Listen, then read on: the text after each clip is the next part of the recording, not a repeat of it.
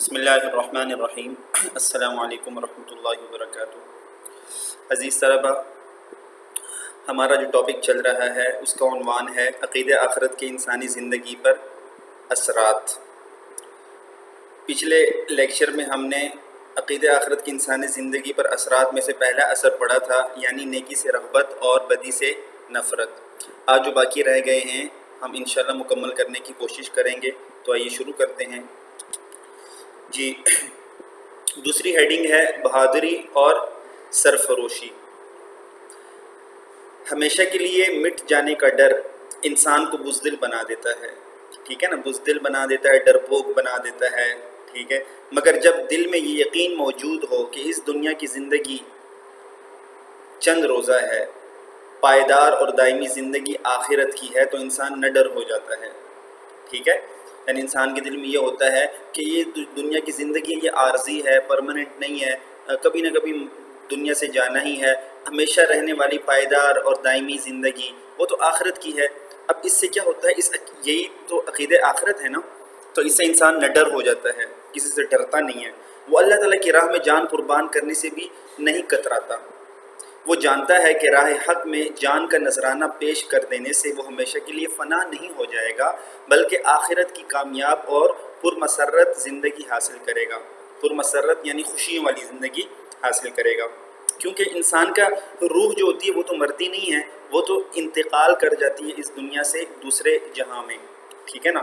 جسم انسان کا وہ یعنی کہ گل سڑ جاتا ہے، ٹھیک، اور شہید جو ہوتے ہیں ان کا تو عام طور پر جسم بھی وہ محفوظ رہتا ہے۔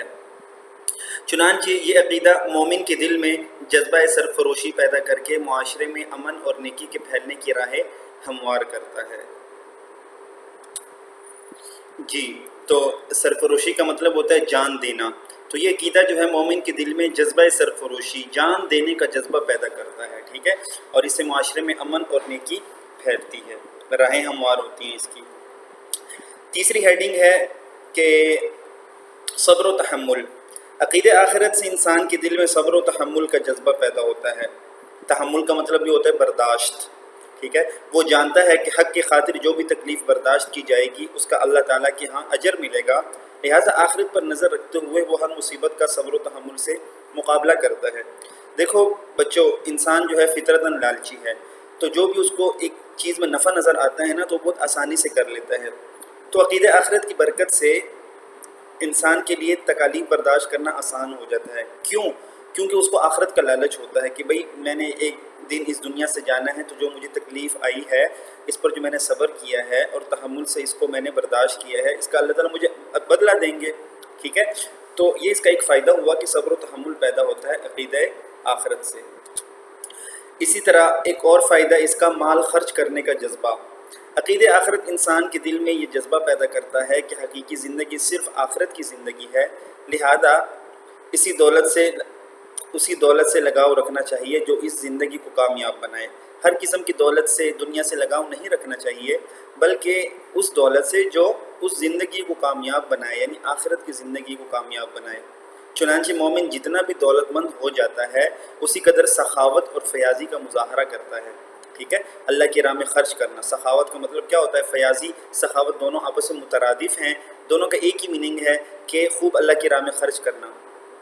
سخاوت یعنی ایک ایسا ملکہ ہے، ایک ایسی قوت ہوتی ہے جو انسان کو خرچ کرنے پر مجبور کرتی ہے، اور جو خرچ کرتے ہیں نا ہم اس کو انفاق کہتے ہیں، کیونکہ وہ جانتا ہے کہ اللہ کی راہ میں خرچ کرنے سے اس کی آخرت کی زندگی سنور جائے گی، ٹھیک ہے، یعنی اچھی ہو جائے گی۔ جی، اگلا فائدہ کیا ہے عقیدہ آخرت کا؟ احساس ذمہ داری۔